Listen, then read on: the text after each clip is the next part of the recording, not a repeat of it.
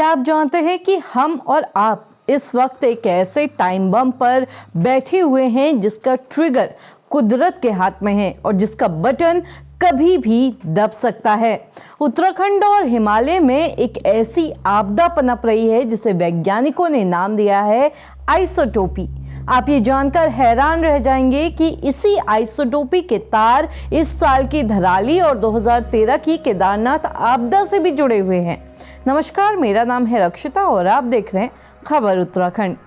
हाल ही में graphic era में चल रहे अंतर्राष्ट्रीय सम्मेलन में वाडिया इंस्टीट्यूट के वैज्ञानिकों ने कुछ ऐसा बताया जिसे सुनकर वहां मौजूद हर शख्स के रोंगटे खड़े हो गए।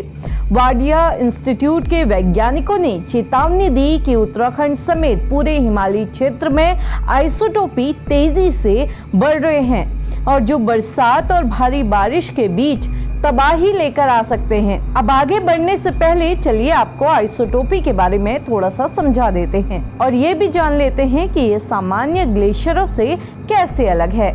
दरअसल आइसोटोपी एक खास तरह का ग्लेशियर या बर्फ की नदी होता है जिसके ऊपर की सतह पर मोटे मलबे की परत होती है। मतलब पत्थर, मिट्टी, रेत वगैरह से ये ढका रहता है।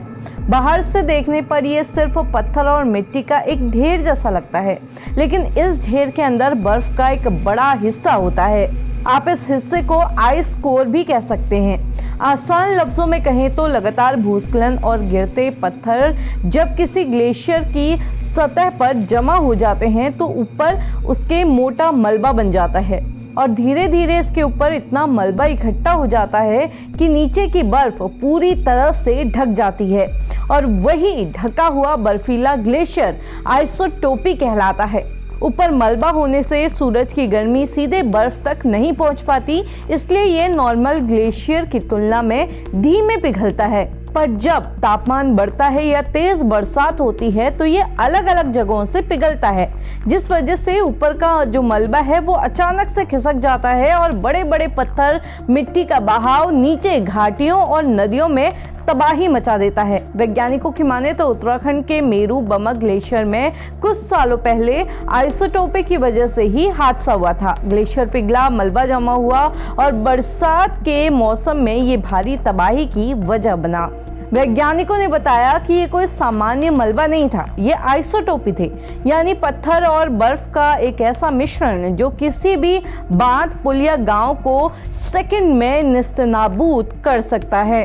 धराली आपदा के बारे में वैज्ञानिकों ने बताया कि धराली के ऊपर एक क्रोनिक लैंडस्लाइड जोन था, मतलब एक ऐसा इलाका जहां बार बार भूस्खलन होता था और यहाँ 5 से ज्यादा खतरनाक चैनल बने हुए थे, यानी पानी और मलबा बहने के रास्ते। वैज्ञानिकों ने बताया कि खेरगाड़ में 2 जगह से पानी और मलबा इकट्ठा हो रहा था, यानी यहाँ पर ग्लेशियर के 2 कैचमेंट एरिया थे। तो जब बरसात हुई तो दोनों जगहों से सारा कुछ एक साथ नीचे आ गया और हैरानी की बात यह है कि यहाँ पर 4700 मीटर की ऊंचाई पर छोटे छोटे आइस कोट जमा थे।